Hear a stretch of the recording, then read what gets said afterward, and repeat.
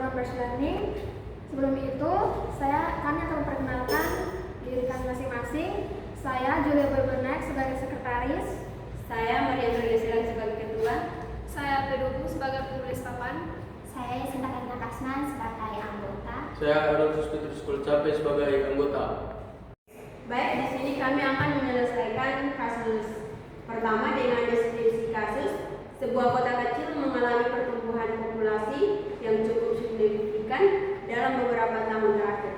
Pemerintah setempat ingin memahami bagaimana populasi ini akan berkembang dalam beberapa dekade ke depan untuk merencanakan pembangunan infrastruktur yang memadai.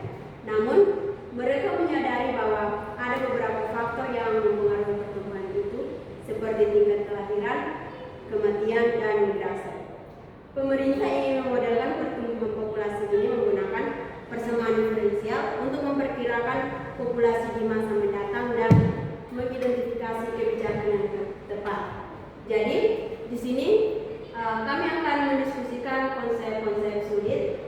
Jadi, dalam kasus pertama ini kita harus mendiskusikan model yang digunakan dalam masalah kasus satu ini. Jadi dalam kasus satu ini kita menggunakan model eksponensial, di mana dengan rumus umum eksponensial itu dp per dt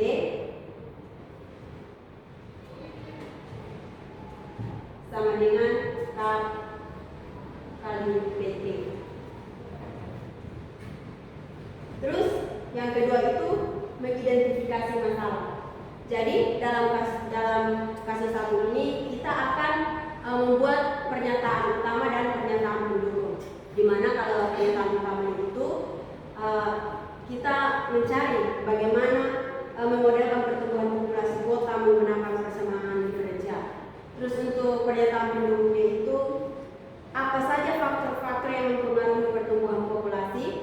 Yang kedua, bagaimana pengaruh masing-masing faktor tersebut terhadap laju pertumbuhan populasi.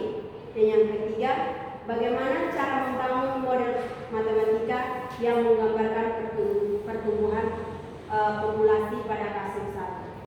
Oke, baik, saya akan menjawab pertanyaan pertama dengan pertanyaan bagaimana kita dapat memodelkan pertumbuhan populasi kota berdasarkan persamaan diferensial.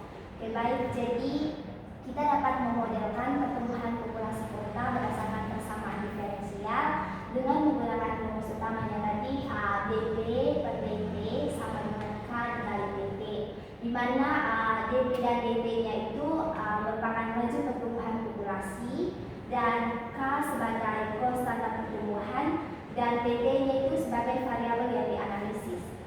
Oke, baik, selanjutnya dari rumus utamanya itu dp per dt sama dengan k dikali pt. Selanjutnya kita integralkan dp per p sama dengan kt ditambah c, di mana c adalah konstanta integrasi. Selanjutnya dari integral dp per p sama dengan kt ditambah c, selanjutnya itu ln pt sama dengan kt ditambah c, di mana tetap sama c adalah konstanta integrasi. Selanjutnya e pangkat ln pt sama dengan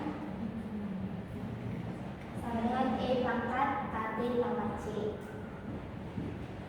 sehingga diperoleh pt sama dengan e pangkat kt ditambah c. Baik, selanjutnya misalkan diberikan kondisi awal t sama dengan 0 dan p0 sama dengan p0, sehingga diperoleh nilai c sama dengan p0. Jadi dari rumus umum yang telah diketahui tadi, kita dapat ubah menjadi pt sama dengan e pangkat kt tambah c. Berarti bisa diubah menjadi pt sama dengan e pangkat kt dikali e pangkat ln p0, sehingga diperoleh pt sama dengan p0 dikali e pangkat kt.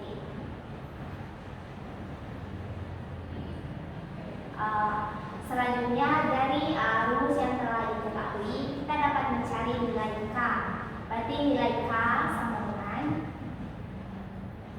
ln dari PT per P0 dibagi T. Mungkin itu saja dari saya untuk bagaimana kita dapat memodelkan pertumbuhan populasi kota itu berdasarkan persamaan diferensial. Terima kasih. Baik, untuk pernyataan pendukungnya dari bagian A, mungkin ada yang mau kasih solusi. Baik, untuk pertanyaan pendukung A, yaitu apa saja faktor-faktor yang mempengaruhi pertumbuhan populasi. Pertumbuhan populasi dalam kasus ini dapat dikelompokkan sebagai berikut. Yang pertama, tingkat kelahiran atau natalitas. Jumlah kelahiran terjadi dalam populasi. Tingkat kelahiran yang tinggi akan meningkatkan pertumbuhan populasi. Yang kedua, tingkat kematian atau mortalitas. Jumlah kematian dalam populasi. Artinya tingkat kematian yang tinggi akan menurunkan pertumbuhan populasi. Yang ketiga, migrasi. Migrasi sendiri dibagi menjadi dua, yaitu migrasi dan imigrasi. Imigrasi adalah jumlah orang yang masuk atau menetap di kota tersebut dari daerah lain.